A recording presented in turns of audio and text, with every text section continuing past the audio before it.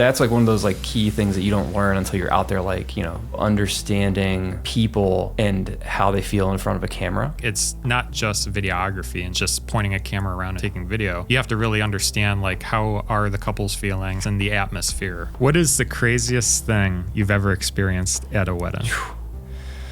So,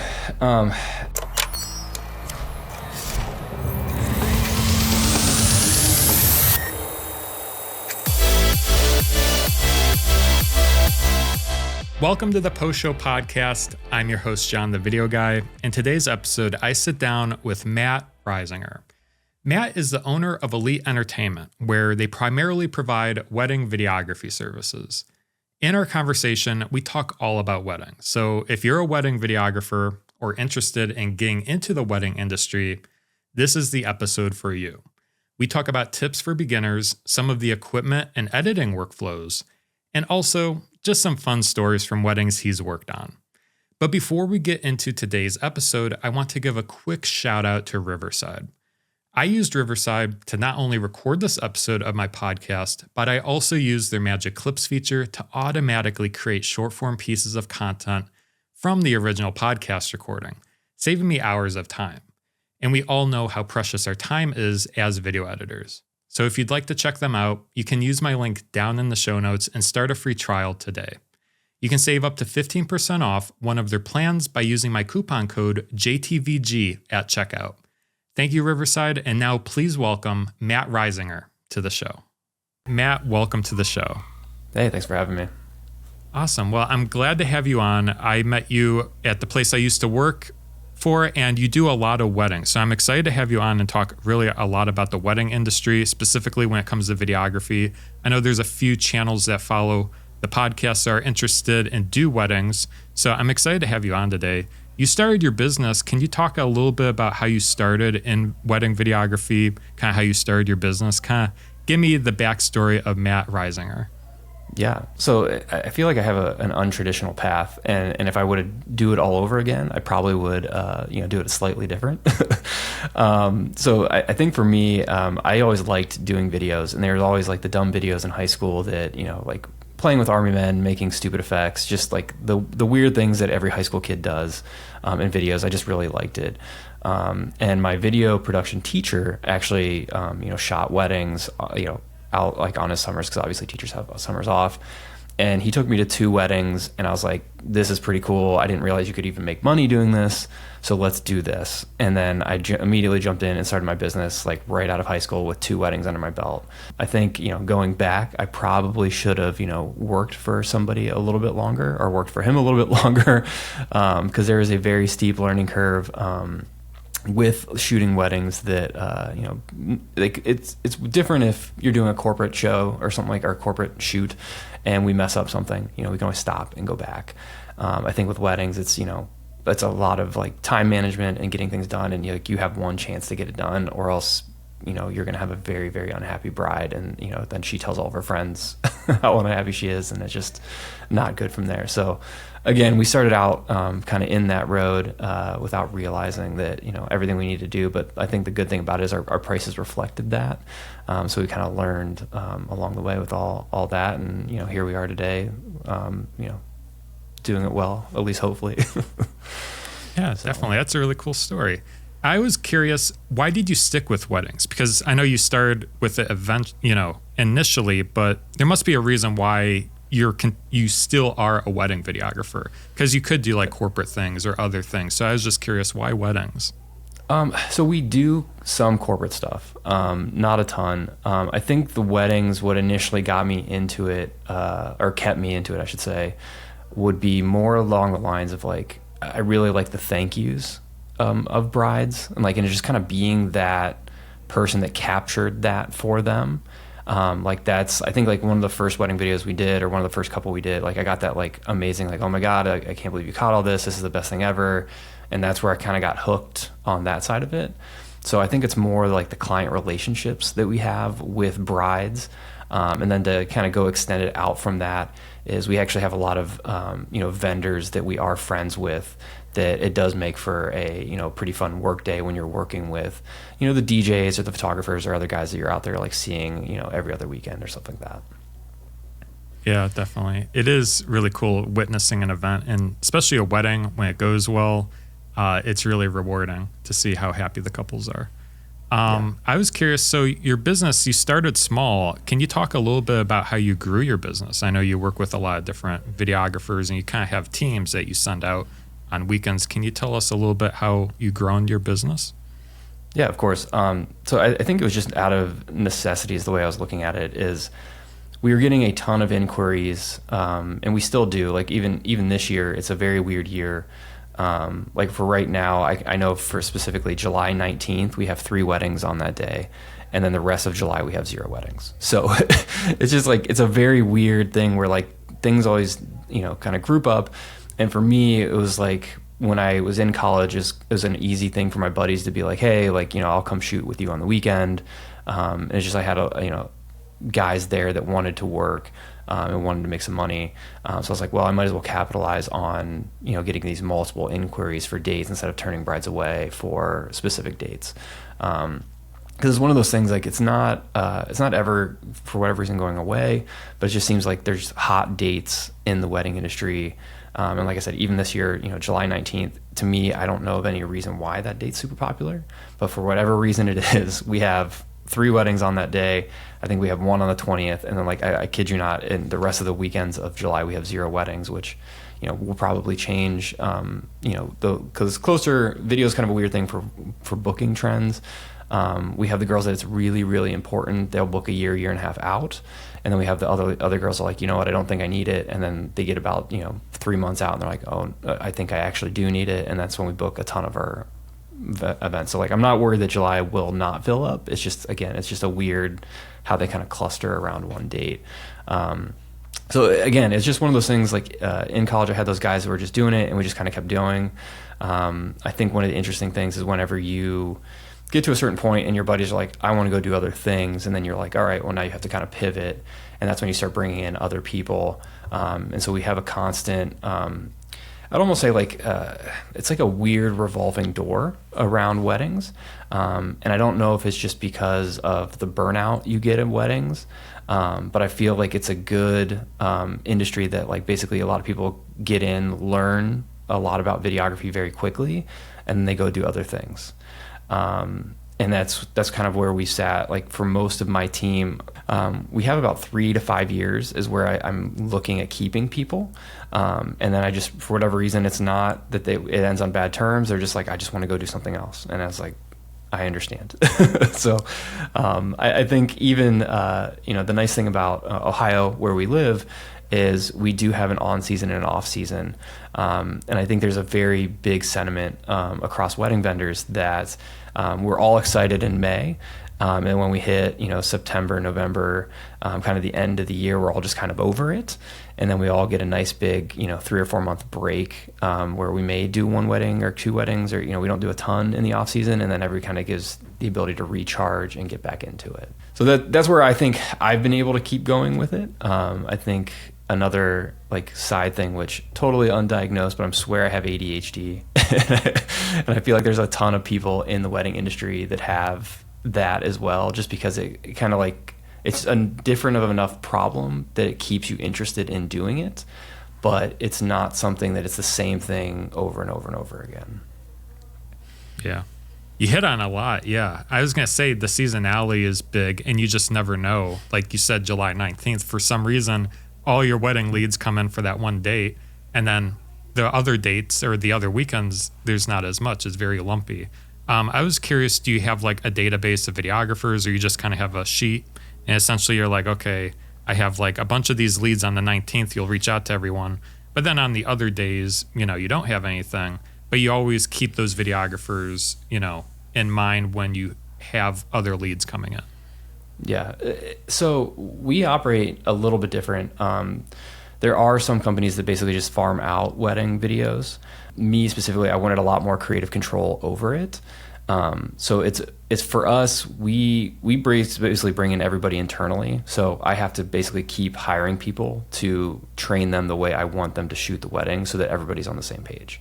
The nice thing is we do have basically a list of guys that I've trained and, are willing to work.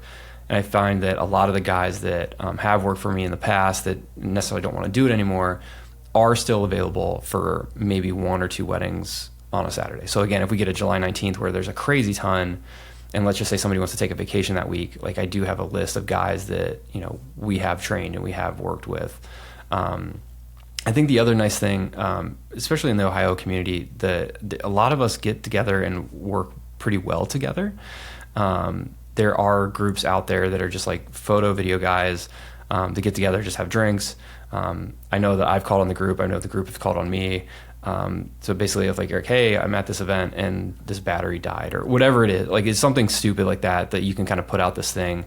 I know just recently somebody posted in the group that their gear got stolen like in the middle of a wedding, and somebody was there with gear ready to go within like the hour. So it's basically like you realize like, oh, I'm going to help these people out because these people could also help me out, you know, if I'm in some kind of bind. So that's kind of like my secondary network of people that most of the time we handle it in-house, but there is a couple times where something crazy happens. You know, we do have a list of guys that we can go to. They're like, hey, I need help, or like whatever happened, somebody got in a wreck, you know, things that are kind of like outside of, you know, circumstances at that point. Yeah, that's a really smart idea, having that network just in case, because a lot of things could happen. You know, like you said, cameras can get stolen, dead batteries, different things pop up, and it's nice to have that network that you can rely on where, you know, if you need something and it's emergency, you can call on them. I was curious, so you mentioned that you trained videographers. What do you look for in hiring a videographer, or like how do you go about training? Because I know a lot of, you know, people that might be listening or watching this are interested in getting into weddings possibly. What makes for a good videographer, would you say, on your team? I think the willingness to learn. I think honestly that is the number one thing that I look for. I've had guys come through that they're like, I don't know why it bugs me, but they'll just come in and they'll just like, hey, I had to drive 20 minutes. Is there any way you can give me $20 for gas? And it's like, I'm paying you to train you and you want $20 for gas. And the funny thing is I'll usually give them the $20 and then probably never call them again. So it's usually the guys that I find work best is they're willing to show up for free. And I'm against having people show up for free. Like I'm going to pay you regardless, but I want them to want to learn, because those are the people that are willing to kind of push the envelope, if you will. They're willing to like, oh, why don't we do this? Or why don't we do that? And I think my biggest thing with training is I say, why don't you learn our system first? And I was like, let me show you why we do certain things. Once you learn our system, I was like, I want you to come back and poke holes in it, because that's only going to make everything better. It's a new look. I just obviously don't need you to poke holes in the thing if you don't understand why we're doing it a certain way. But if we get through, and it usually takes me like 3 or 4 weddings, I'm a very like hands-on trainer. I'll actually schedule new shooters on weddings with us and just say, first wedding, you're just going to come hang out with us. You're going to see what we do. You're going to follow our second shooter around. Just see what they do. Feel free to ask any questions. There's a couple times where we're like, hey, you might get to take over the camera, but most of the time you're just going to kind of watch. And then when they come from like wedding 2, 3, 4, that's when we start putting a camera in their hands saying, hey, shoot this for me, shoot that for me. And then just kind of very hands-on circumstances. I think one of the big things that I saw specifically at the place where we met is that a lot of times we'd have problems with shooters, and we would see something where they would shoot it, we wouldn't even get to the edit for a month later, and then you're like texting a guy like, hey man, like you messed this and this up, and I was like, that's not a very good teachable moment, because they don't even remember how they shot it a month later. Where for me, I'd rather them make the mistakes on the wedding day in front of me so I can correct them right then and there. So we're developing the good habits before they even, get a chance to like develop bad habits. I know other videographers have called me crazy, but I actually prefer taking kids out of high school or college because then I don't have to break bad habits. I can basically just teach them, these are the good habits to get into when you're doing this. Where like we've brought in some guys that, have been out in the industry for a while, and I'm like, well, why are you doing it that way? Or why are you doing it this way? And they're like, well, so I've always done it. I'm like, well, this is a lot better way because of A, B, and C. So it's like you almost have to restart them of how they think about a wedding. Yeah, definitely. I was curious, so I was going to save this question for later, but now that we're talking about it, I'm very curious, what are some of the aspects of wedding videography that beginners tend to overlook? You kind of highlight it at the beginning because, first starting out is like, there's a lot of things to learn. What things specifically when it comes to wedding videography would you say are overlooked? I think it's just the general knowledge of how things work, and then also understanding people and how they feel in front of a camera. For example, I had a new shooter. He's basically a second shooter for the most part, and we're training him how to be a first shooter. And he so just to give a little background, is like a second shooter for us. It's very kind of formulaic. Basically, the groom is set in a certain way. You shoot these 10 or 15 shots that we're kind of go through. Most of the time, grooms don't care. They just want to get through the shots and get back to drinking with their guys. So it's a very just formulaic process. When you start shooting with a bride, you want a little bit more natural flow of it. And I started letting him shoot, and I don't think he realized, but he was probably 12 inches away from the bride shooting. And I'm like, hey man, back up. You just need to get away from her, because it's she's going to feel that presence of you being there and be weirded out, and it's going to be shown on camera. So it's that's why you need to get a little bit more zoomed in, get it back a little bit further, and just kind of being able to shoot creatively and understand what's going on in the room dynamically. I think one of the other big things is I love to have people joke around on camera, but I think one of the hardest things for us is if, let's say, they joke around about something, we kind of joke in with them, they laugh, we then need to shut up so that our laugh isn't in the video and we can use the audio from that laugh.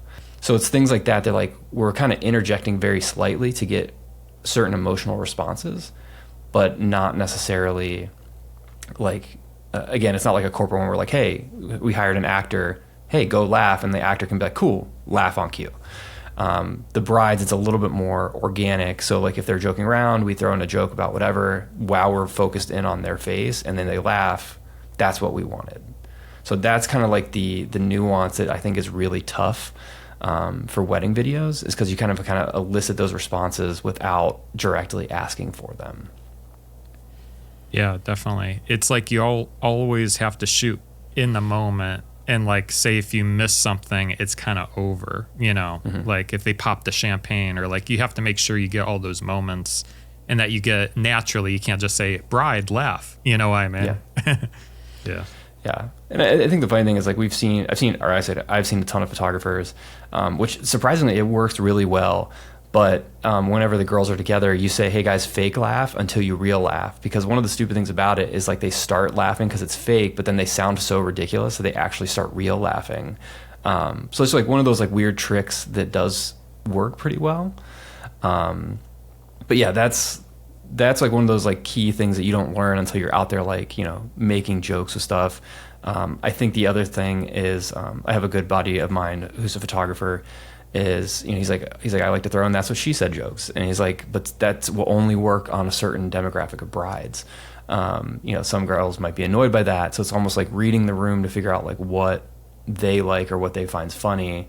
So I think finding when I do it myself, I kind of sit there and watch for a while in the corner, and I realize what they think is funny, and then that's when we kind of start interjecting things. But we kind of let to see what the kind of humor they have first, because again, if we just come off cold with something, they might be why is this weird guy talking in the corner? So it's very much reading the room and really understanding how the people are feeling. It's almost it's not just videography and just pointing a camera around and taking video. You have to really understand how are the couples feeling, how are the different elements and the atmosphere. Awesome. So let's go into some of the equipment. So what type of cameras do you shoot on? Let's start with the camera.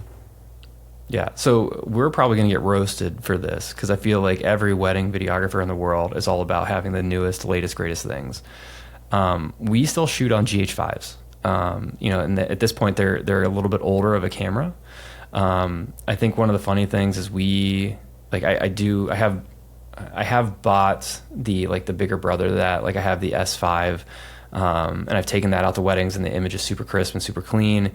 I just think sometimes it gets in the way of actually shooting, because whenever you have to deal with crop rates, you have to deal with certain lenses to be able to get certain things, where the GH5, you put on a 12 to 35 lens, and that basically is your 24 to 70. And then there's a little button you can hit to do a digital crop in, and it gives you another 2x factor.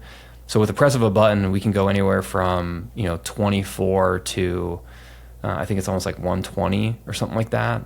So it's very easy for us to kind of run and gun and grab just those bits and pieces that we need for the wedding day. So that's where we're on the GH5s. Like I said, I keep looking at some of the newer things. I think maybe if they come out with this new one and the autofocus is way better than the other ones, then maybe we'll upgrade. But at this point, like I think we as videographers get too hung up on this has to be the best thing, it has to be the best gear, and clients are going to see it. And to be honest with you, I don't think they do.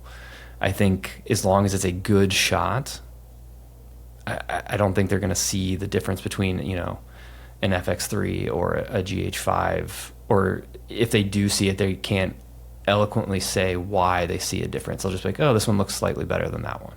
For me, on the business side of things, I'm like, most of to go deeper into it is we shoot everything in 4K. We deliver in 1080, and nobody even understands the difference between 1080 and 4K. So why are we pushing the envelope to get that more better of a shot, or that more, we're capturing the content that needs to be captured is way more important than the quality of the camera. The other side of it is like you do have to have a minimum level of quality. Like if you show up with a Sony Handycam that's SD, like that's going to be an issue. But but as long as you have that kind of like minimum quality that they're looking for, that's usually more important on that side of it. I would say even to take it one step further, I would say there's sometimes that we actually put in bad shots or bad, like if the camera's like moving or slightly out of focus or something like that, but like we put it in the video because the emotional attachment to that clip is way more powerful than us being slightly out of focus or a slight bump in the camera, that they're never even going to see that side of the video. So like, there's times where like, again, like whenever we're having, my guys do the editing or things like that, I'm looking at it like from both sides of it. I'm like, yeah, that shot sucks because of this is slightly out of focus or whatever, but like you captured a real genuine moment of dad giving his bride a hug. So like that will outweigh the subtleness of how, like, to us, like if it's not perfect, we're going to be like, oh, we can't use this. But it's like, no, the emotion outweighs the slight imperfect shot. No, yeah, that I always kind of keep that in mind too with my edits, is like it might be a little shaky or like, unstable or slightly out of focus, but after all, emotion is key and you want to get, those moments and tell the story. I was curious, going back to the cameras, do you guys find, especially with weddings, how dark sometimes some of the rooms and scenes are? And being that the GH5s are, the Micro Four Third lens or sensor, do you guys have issues with low light, or do you usually buy like lights or different things to combat that? So we usually have lights with us. I think one of the interesting like psychological sides of that is, a DJ buddy that we both know, he likes to yell at me a lot about having the light on because he's like, it's going to make people not dance. And I said, that's not true. I was like, if anything, that means you're a bad DJ.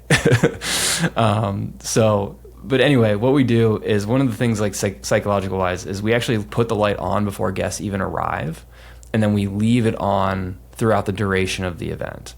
So one of the weird things is if people see the light turning off and on, they'll assume that it can be turned off, and then they might complain about it or might be weird about it. But if you turn the light on and leave it on for the duration of the event, it's just a piece that is part of the event. People are okay with it just being on.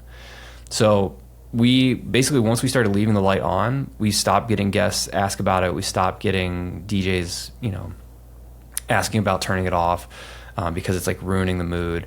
I think the other thing that we do is we always try to leave the light at the minimum amount of light possible to make it make sense for us. I think the LED panels that we use, we're using at like 30% or something like that. Like we're trying to light up like a whole dance floor, and that's usually plenty for what we need. But the GH5s, again, it's, that's like the one little crutch they have, but most places nowadays, The DJs are selling uplights and pin spots and like extra atmosphere lighting. That all that stuff helps with it too. But then again, we can't count on 100% of what other vendors are doing. So that's why we do bring lights with us for that specific thing. Yeah, definitely. Lights are always handy. Now, when it comes to audio, what type of audio do you use to record for weddings? You know, you probably have to mic the groom.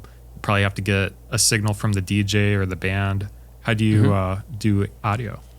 So I would say we actually just had a huge shift last year. We used to be Tascam everything. It used to be Tascam DR10Ls because they would just sit in the groom's pocket and just record whatever they wanted.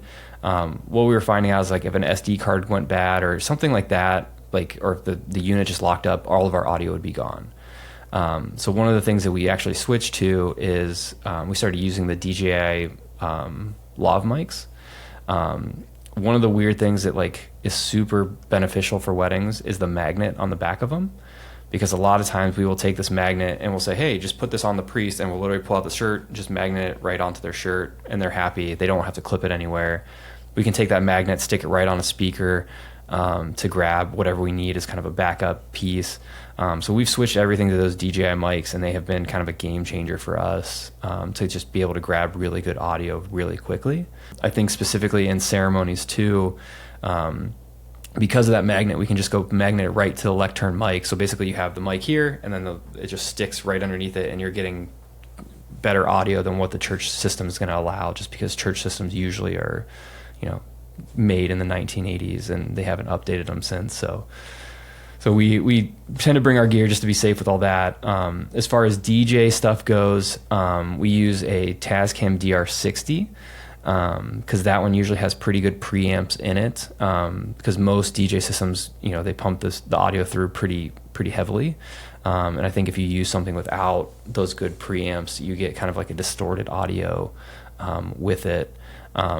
One of the other cool things that we do with that one specifically is we actually split the XLR audio.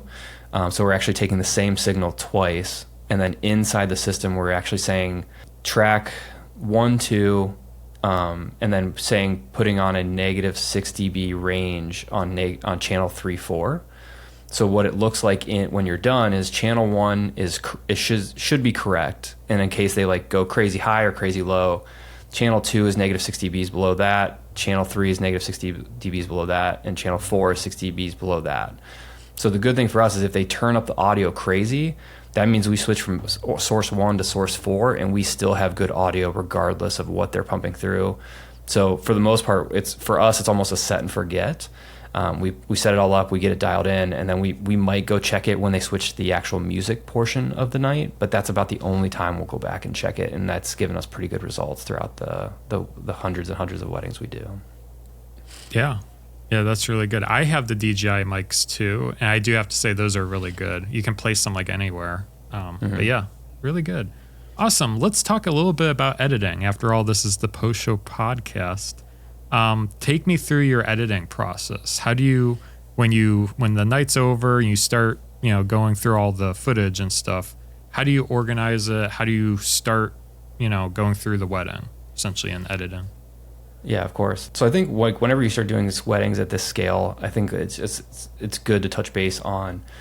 We have a pretty elaborate system of backing up files. We have a QNAP NAS that everything goes onto the night of the wedding. And then from there, usually the next day I have a guy come in, one of my main guys, Caleb, he comes in, and his main job on Monday is to basically take all the cards that were dumped onto the server, and he jumps them onto a Otherworld Computing DAS, and then that DAS automatically backs up to Backblaze online storage. So that way, by the time Wednesday hits, we have 3 copies of that wedding. And then on Thursdays when we clear cards for the next day. So that's one of the big things that I'm like, because it's weddings, we can't redo them, we can't go back. You have to have a pretty elaborate, backup piece in order to make sure you have it all. From that point, it basically goes a little bit different. Caleb will actually go through and he will set up the weddings for our editors. Just because we were learning that it is kind of a dumb process, but we use Final Cut Pro. It doesn't have a great process to sync footage yet. So we actually run everything through Pluralize first because it's the quickest way to basically say, hey, here's a whole wedding ceremony. It takes all that, figures out where everything goes, and it's usually pretty good about getting everything in the right slot to make our multicam sequence. So Caleb will do that for all of our editors on Monday, along with making teasers to shoot out, just to get brides excited about the wedding. So he does all that on Mondays.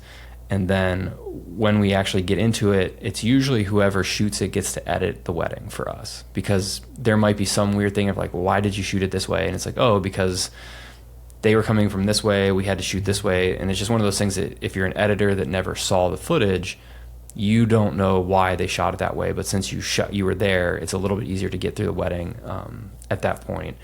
But for actual like editing process, we have a very chronological order of the wedding day. So it's basically for us, the way we look at videos is we want it to be cool now and we want it to be cool in 10 years. So we're not following a lot of the trends that are happening. Then we're like, hey, this is really cool now where you're jumping back and forth and doing all these different things. Like that might be cool now, but I feel like we just kind of stick with the same storyline of the wedding day starts, and then we get into the, them getting ready, girls getting ready, guys getting ready, ceremony, jump into the creative session. And then from the creative session, obviously in reception, and just kind of go through the day. And then we use people's vows and toasts and things like that to help tell the story of the day. So basically all of our editors will do that. And then we actually have a system where both me and Caleb will go through and give notes on the wedding videos just to make sure that, we're hitting the same thing, or we're like, hey, I think we should do this or we should do that, just to kind of give that outside perspective on things. Just because I know most editors, will get this, is sometimes when you look at something, you can look at it too much and you actually start to process it faster. And then what happens is you're like, man, this feels really, really good. And then you show it to somebody else and you're like, I don't even understand what just happened because it's too fast.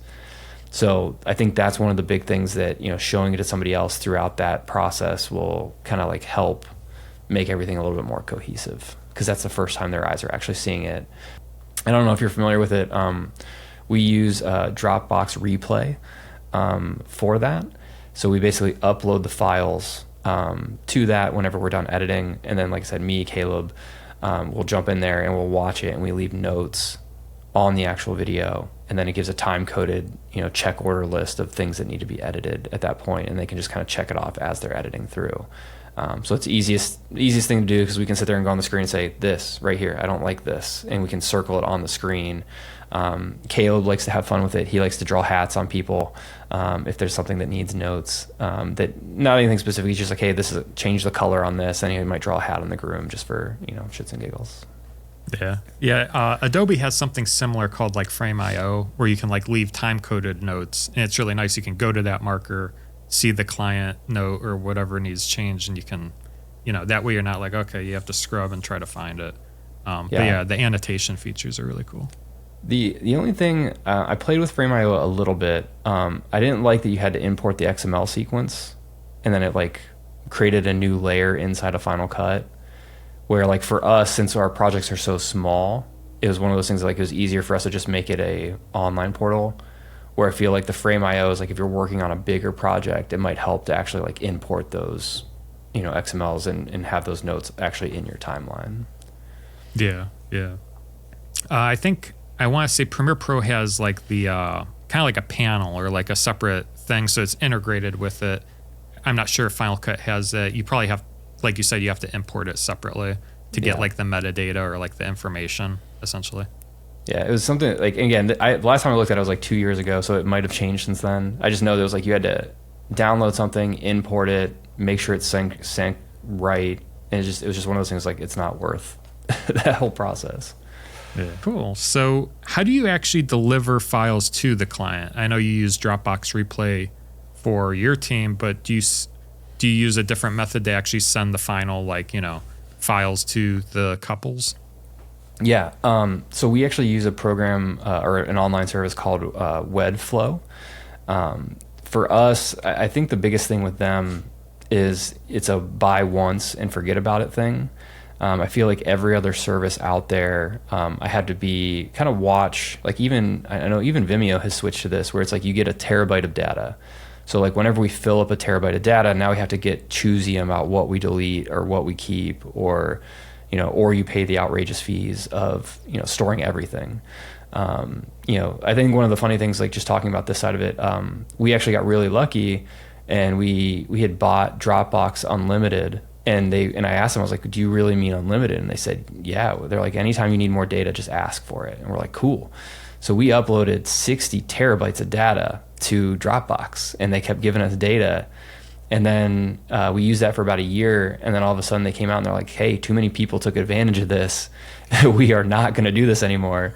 So we had to, come up with a new system. And like, we're actually doing that right now is getting everything off of Dropbox, because I think this year is the last year that they're giving us that 60 terabytes, and then they're going to switch us down to 15 terabytes for the same price. So we're actually just getting rid of it completely. But anyway, back to Webflow. Basically, you can buy it by the project. So I forget the actual things, because you buy tokens, and I forget the conversion rate.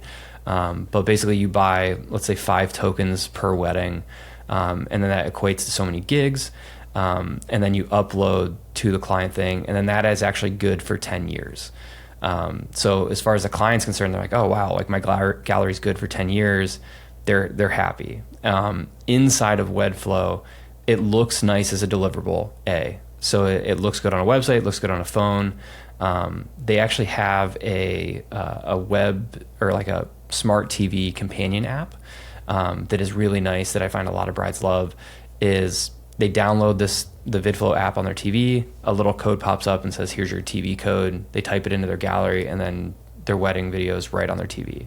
So our big joke is like, hey, this is mom proof.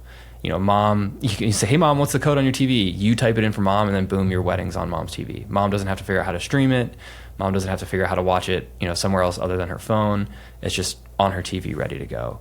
The big thing that we're dealing with right now is, in the next, I think, 2 or 3 years, this company's only 6 years old. But what I've told every client is like, listen, and once we get to 10 years, I was like, they're going to send me an email, and they're going to say, hey, this gallery is about to expire. And I was like, in that time, they're probably going to offer me a price that says, hey, if you want to extend this gallery, it's this much money.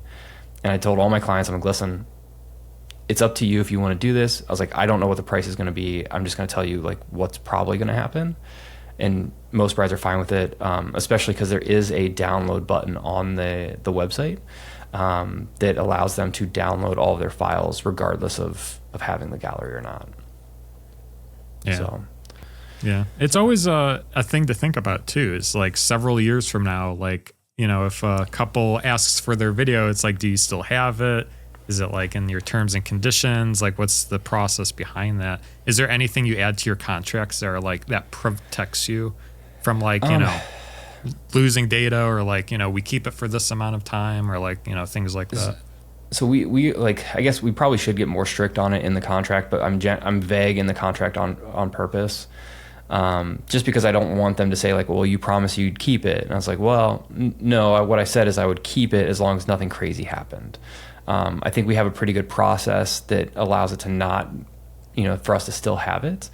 But I think at the same thing is like, if my office burns down and something happens to our online store, like there could be some crazy circumstance that allows us to not have it. So we don't ever promise that we keep it. I would say just because of the amount of files we deal with, the other thing we do is we only will keep raw files for a year. So like basically you have a year to make any changes you want to make. After that, the file is what it is. We do our final exports, and we keep just the final exports. Because I mean, even just the final exports, when you're dealing with, we try to shoot for around 100 weddings a year. I think we're still at like 2 or 3 terabytes of just exports, let alone all the raw files. So it becomes a monster of file storage, and that's why we got really excited about the Dropbox Unlimited, because we just put everything up there. And now they're taking it away, so it makes it a little bit more complicated for us on that side. But like I said, that's, the parts of running a business is, dealing with the problems as they kind of pop up. All right, so I wanted to ask you a few more questions before we wrap up the episode. Videography or video editing, what do you enjoy more? Do you like shooting a wedding or editing the wedding? So I think I'm more of a shooting the wedding person, mainly because it's, again, like, I joked before, I swear I have ADHD. Like, to me, it's just kind of ticking all the boxes of a lot of things happening all at once. So like I feel like calm in the chaos, if you will. So I like dealing with, the brides. I like, girls that are like out there, like they are genuinely enjoyed to be there. Like they're genuinely excited about the day, and that always makes the day a little bit more fun. And again, like working with photographers, DJs, people like that are also fun to work with. I always tell brides, like, me and your photographer are with you a solid 10 to 12 hours on the day. So it's like, you have to A, like us, but B, you have to like, or I should say, A, you have to like our work, and B, you have to like us, just because we are with you for a good chunk of the day. And I have had some times where like the photographer is a dick, and it does actually translate into the wedding photos, just because you can tell the bride is annoyed. So you're not getting like the genuine laughs, you're not getting the genuine reaction, just because they're like annoyed that this guy's a dick or whatever it is. Luckily, it's been happening a lot less lately. I think that's more like when I started in the industry. I saw a lot more of that, but now I feel like brides are understanding that how important it is to have somebody you actually like at the wedding day. So we're running into that a lot less. What is the craziest thing you've ever experienced at a wedding? So this is my default story, and I think the funny thing is you might have actually heard this story from the Rock the House side. Because it was a Rock the House event. They were the DJs, we were the videographers, and we actually also had the photo booth there. There's basically like 3 stories that happened at this wedding that are all ridiculous in and of themselves. The first one was like, normally like in the wedding industry, like if let's say a bride books a 4-hour photo booth and her wedding is 6 hours long, a lot of times we will push her to extend the thing for an X amount of price. And sometimes we'll even do that on the wedding day. They're like, well, if people are still using it, we'll extend it then. This is probably the first wedding my photo booth attendants were like, do not extend this wedding for whatever. So I was like, okay, no worries. Like, if you guys don't like just dealing with the drunk guests, not a problem. We're just going to close it down at a lot of time, call it a day. So we close it out.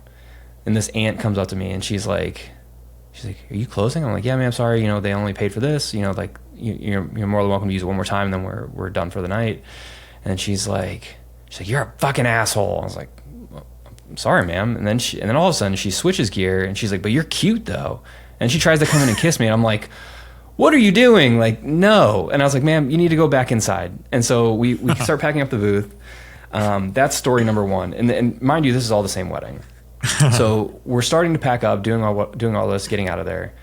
And then all of a sudden, we're at the Tudor Arms, which this place has a 2nd floor balcony where the bride and groom get ready. And all of a sudden, in the middle of the dance floor, everybody looks up, and the dad is naked, helicoptering his penis to everybody on the dance floor. So it's like, everybody's like, what is happening? Get dad down here. He's clearly too drunk.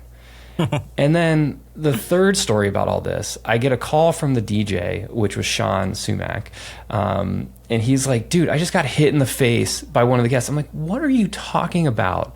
And it turns out they were getting in a fight outside. And while Sean was loading up, this guy like swung at some other guy and missed and actually hit Sean while he was trying to load up gear. So to me, that's just like, there's too many ridiculous things at that one wedding that is just like by far the most like ridiculous wedding that I've seen like ever. And like I said, I think you can tell it's an insane story that I think the one time I was actually at an event with Ryan, and somebody asked that same question, and Ryan started telling my story about all the things that happened at the wedding day, and I was like, this is great. I mean, like it's gotten so much legend that this crazy event has happened that other people are now telling like, no, like this is the craziest wedding we've been to. So that is probably the craziest thing I've seen at a wedding. There's been a lot of other offshoots of weird things that I've seen happen, but nothing kind of compared to that one specific wedding, just because so many different things happened at that one. Yeah, I don't remember that. Yeah, but it sounds like it was a really rowdy crowd there. Oh, Yeah. Again, if you ran into Sean, like, I'm trying to remember when that even happened. It's probably like 6 or 7 years ago. But again, Ryan started telling the story to somebody else. I was like, I know that one has floated around Rock the House, but that might have been right before you came in or whatever. But again, I've seen that story float around. What advice would you give someone just starting out in wedding videography? Maybe they're a beginning videographer and they want to dip their toes into wedding. What would be your best advice for them? So I think the best advice is find somebody you like their work, find something that you like that they're doing, and then just reach out to them and say, hey, like, any interest in, I'd love to be a second shooter for you. And even if it's, going out for free, I think you learn an insane amount of knowledge just by being around things you want to do.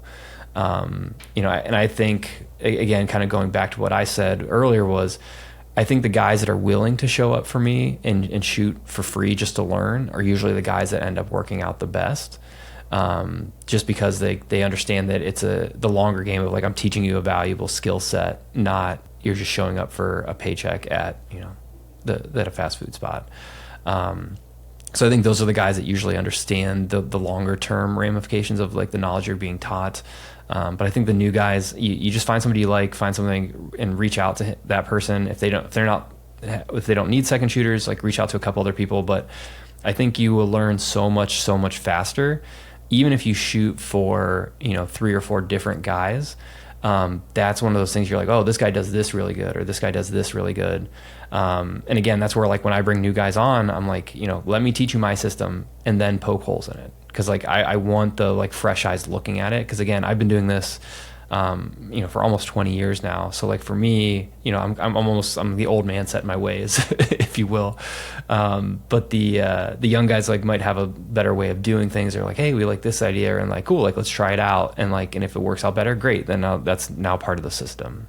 That was great advice to close the podcast episode. Matt, I want to thank you for being on the Post Show podcast. It was a pleasure to have you on today. Of course. It was great catching up with you.